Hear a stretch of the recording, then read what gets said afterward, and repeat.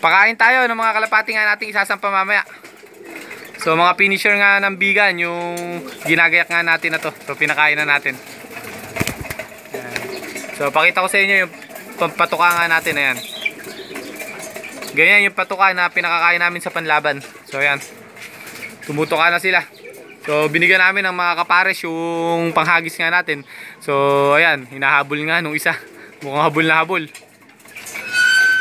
So mga finisher ng bigan at magiging fourth lap nga natin, pagudpud kagad, dinulo kagad ng club nga na nilalaruan natin. So yung last lap, tinitingnan nga natin kung Claveria or Santa Ana.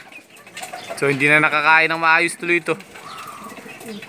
Kulong muna natin yung barako para makakain ng maayos. Dahil ang mahalagang makakain dyan yung mga ililipad nga natin or isasampa natin mamaya.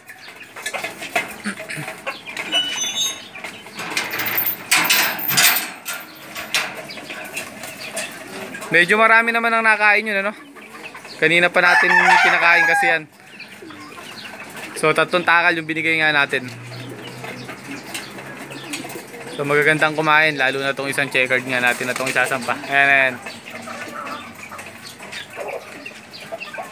So kahit pa paano, may sinasampa pa naman tayo. At yung huling video nga ni Sir Hansen, kung napanood nyo yung video nga ni Sir Hansen, puro may tama yung mga mata nung kalapati nga na nandito. So tinutukan nga natin at ginamot ko isa-isa. Dahil hindi nga magamot nung Lofman nga natin, yung taga-alaga ng kalapati nga natin, hindi niya magamot yung mga kalapati nga na nandito. So tayo na gumamot. Okay naman at kung mapapansin nyo, talagang napagaling ko naman na. So basta kasi tinutukan natin yan, halimbawa may sakit yung kalapati nga natin, organic lang yung gamit nga namin. Basta tinutukan natin, halimbawa napansin natin may sakit yung kalapati nga natin, 1 to 3 days tuyo kagad yung one eye nyan, or kung may halak, talagang gagaling. Basta tinutukan nga natin. So yung Lofman kasi natin, wala masyadong alam sa pagpapagaling na ganun. Kaya pagka hindi tayo nauwi dito sa bahay nga namin, lalala na ng gusto yung kalapati nga. So kung nakapapansin nyo, ayan o, kagagaling-galing lang numata yan, lintik kumain. So ngayon pa lang bumabawi yung katawan niya dahil nangayayat nga yan. So yun lang ang problema nga natin, ano, pagka hindi tayo nauwi, halimbawa Lunes pumasok tayo sa trabaho nga at Biyernes na tayo umuwi. So kung pag-alis natin ng Lunes na may sakit yung kalapate, kahit alam niya na may sakit, talagang hindi niya kayang gamutin pagka talagang hindi natin tinutukan. So kailangan uuwi ulit kami ng Martes o kaya Miyerkules, basta kung kailan kami mauwi, no namin tututukan ng pagpapagamot or paggaling ng kalapate. Mapapagaling naman namin. Mabilis lang naman kami magpagaling ng sakit, salmonella, one eye, halak. Kayang-kaya naman namin yun. Ang mahirap lang kasi pagka hindi kami nauwi rito at yung Lofman nga namin, hindi masyadong sanay sa pagpapagaling nga ng kalapate. So kahit pa paano naman ayos-ayos naman yung pagkakaalaga nga ngayon. So tinutukan ko na rin kasi. At wala kasing mangyayari pagka talagang umasa lang kami sa kanya. At alam nyo naman na hindi ganun kagahilig mag-alaga yung Lofman namin. So yun nga yung Lofman namin, oh, si boss. Inaayos niya, namumroblema kasi siya dahil lusot na lusot dito yung mga hen. Pag lusot dito ng hen, papares. Tapos ayun, mag-iitlog na. Meron na ulit siya ilalaga, ano boss? So ayan, masipag naman tong kasama namin sa pagkakalapati na to. Yun nga lang ang problema, hindi ganun katutok sa, hindi pala, tutok siya sa kalapati. Ang problema, hindi siya ganun kaalam sa pag-aalaga ng kalapati. So yun na, no? Pinakita ko sa inyo yung sasapangan namin, pinakain na namin, okay naman. Maganda yung condition ngayon. So ito yung isang kalapati nga napapakita ko sa inyo. So ito na nga yung isa nating kalapate na tagpos na rin ng bigan. 2 lap nga.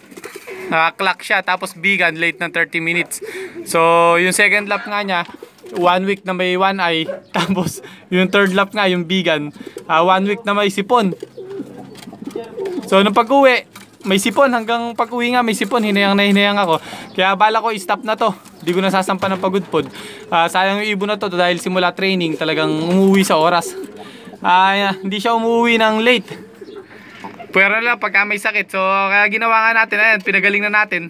Noong mga una-unang araw nga, Lunes, Martes. Pagka binidyohan mo ganyan yan, walang ganang kumain. Tapos pagka pinabarako mo, hindi mo maririnig yung barako niya. So ngayon, papapansin ko sa inyo. Dinig na. Mag-open race naman yata yung isang club nga natin. Kaya gagawin natin, doon na lang natin siya isasali. Ang gagawin natin, di natin sasampan ng pagudpod.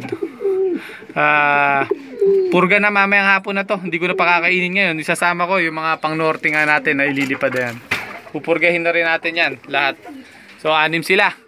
Pupurgahin natin lahat. Tapos after that na mapurga na natin, kinabukasan natural antibiotic gagamitin natin, bawang. So 1 to 3 days natin tuwing maga bibigyan natin ng bawang. Talaga lilinisin natin yung katawan. Tapos after 7 days purga ulit. Para sa ganun linis na linis yung katawan nga nung kalapati nga natin. So tapos siguro start na nun yung isang club nga natin. Doon natin siya sasali. 4 laps lang yun. Summer. So yan, i-update ko lang kayo sa mga kalapati nga natin. Saka konting tips na rin kung paano ako magkondisyon ng kalapate. So i-kondisyon ulit natin yun. At sana naman sumakto na. At hindi na magkaroon ng problema pagka ginayak na nung kasama natin sa loob.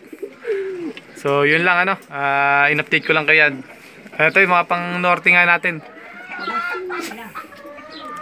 Gagandang ibon. So tinanggalan na natin ng dulo ng pakpak yan. Patubo na rin. Siguro mga 1 linggo pa. Or pagka purga natin ang pangalawang purga sa kanila, mga pangalawang linggo, i-self toss na natin yan. So gagawa tayo ng routine sa pagsa-self toss para sa ganun hindi naaaka yung ibon natin. So kung pakaliwa sila, ang gagawin nating self toss diyan sa pang-norte nga natin na yan, sasanayan natin kanan para may sarili silang daan, hindi tayo maghahatid. Kasi pagka pakaliwa ang ginawa nating self toss diyan, lahat kasi ng kalaban namin or kasama namin sa club puro sa kaliwa. Sigurado hindi gagawa ng sariling daan yung ibon. So yun lang ang napansin ko kasi dati nung mga nananalo ko sa mga pooling ng malalayo, first lap, second lap, hanggang 200 plus 280 kilometers na pumapasok tayo sa top 10 at sa side bet saka ano yung tawag doon? Yung dalawahang kalapate. So pumapasok din tayo doon sa pooling. Ang ginagawa ko, puro iniiba ko ng way yung hagis ng kalapate ko. Gumagawa tayo ng sariling daan. So pakita ko na lang sa inyo yung mga susunod na video nga natin pagka nagsa-self toss na tayo, kung paano yung discarding ginagawa ko. So hanggang dito na lang muna guys yung video nga natin. Update ko na lang kayo sa mga susunod na video nga natin.